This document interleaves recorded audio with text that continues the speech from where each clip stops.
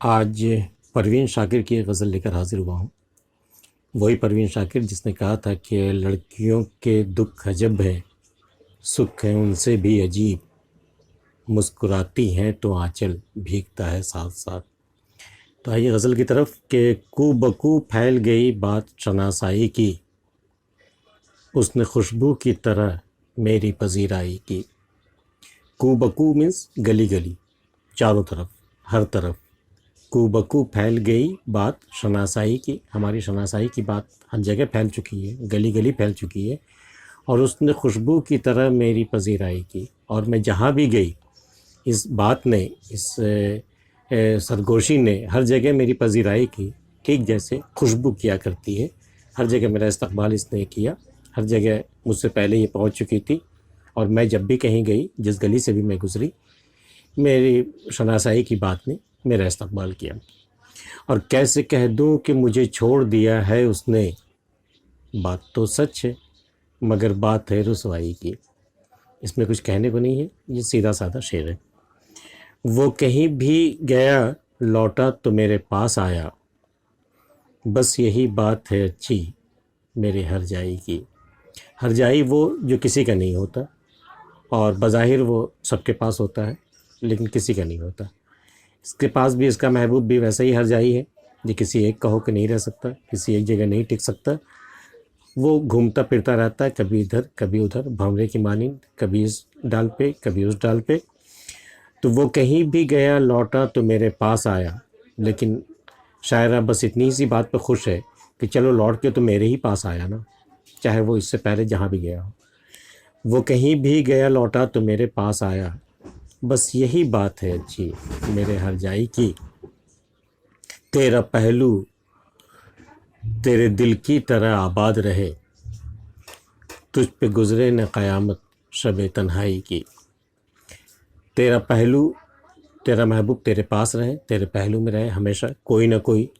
جس طرح تیرا دل آباد ہے، اس میں پتہ نہیں کتنے لوگ بسے ہیں، کتنے محبوبائیں بسی ہیں، کتنے محبوب بسے ہیں، کتنے چہرے بسے ہیں اس میں، پتہ نہیں، بالکل دل آباد ہے۔ تو جیسا دل آباد ہے ویسے تیرا پہلو بھی آباد رہے، تیرے پاس رہے، تیرے قریب۔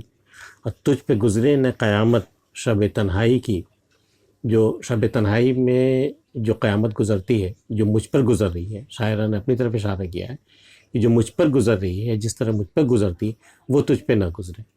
ایسی دعا دینے کے لیے بھئی واقعی بہت بڑا کلیجہ چاہیے، جو یہ اپنے محبوب کو دے رہی ہے، اس قدر دارفتگی ہے اپنے محبوب کے تئیں۔ اور اگلا شعر ہے کہ اس نے جلتی ہوئی پیشانی پہ جب ہاتھ رکھا۔ یہ پہلے ایک لفظ یہ سمجھ لیجئے کہ شعر میں ایک لفظ آیا ہے مسیحائی۔ مسیحائی کس کو کہتے ہیں؟ مسیحائی لفظ آیا ہے حضرت عیسیٰ مسیح علیہ السلام کے تعلق سے۔ عیسیٰ علیہ السلام کو اللہ نے ایک خوبی یہ بخشی تھی، ایک طاقت یہ بخشی تھی کہ وہ جب کسی بیمار کو چھوتے تھے تو وہ اچھا ہو جاتا تھا، اور جب کسی مردے کو چھوتے تو وہ زندہ ہو جاتا۔ ایک طرح سے نئی زندگی دینا، یہ ان کی ایک خوبی اللہ نے ان کو عطیت کی تھی، ان کو عطا کی تھی۔ ہوتا تو سب اللہ کے حکم سے ہی ہے، لیکن یہ حضرت عیسیٰ علیہ السلام کے ساتھ ایک خصوص بات تھی کہ جب وہ کوئی مریض ہو یا کوئی مردہ ہو، مر چکا شخص، وہ زندہ کر سکتے تھے۔ تو اس کے مسیحائی جو ہے، اسی حضرت عیسیٰ مسیح کے تعلق سے جب مسیحائی لفظ آیا، تو مسیحائی کا مطلب ہی ہوتا ہے کسی کو نئی زندگی دینا، یا کسی مرتے ہوئے شخص کو زندہ کر دینا، یا ایون کسی مرے ہوئے شخص کو زندہ کر دینا، ایک نئی جان دے دینا۔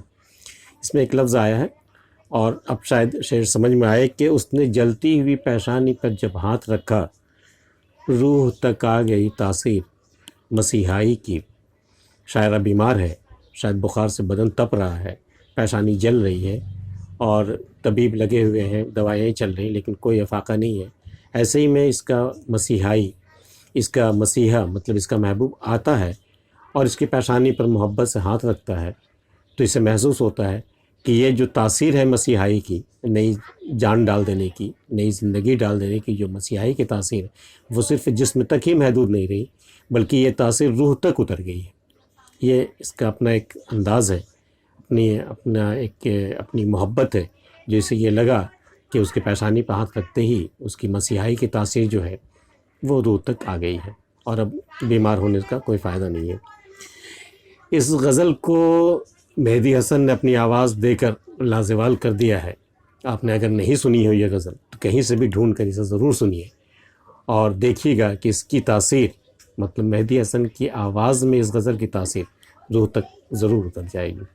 اس ویڈیو میں اتنا ہی۔ یہ کیسا لگا ہمیں بتائیے گا، اور سبسکرائب نہیں کیا ہمارے چینل کو تو ضرور کر دیجیے گا۔ ملتے ہیں پھر، تب تک کے لیے اجازت۔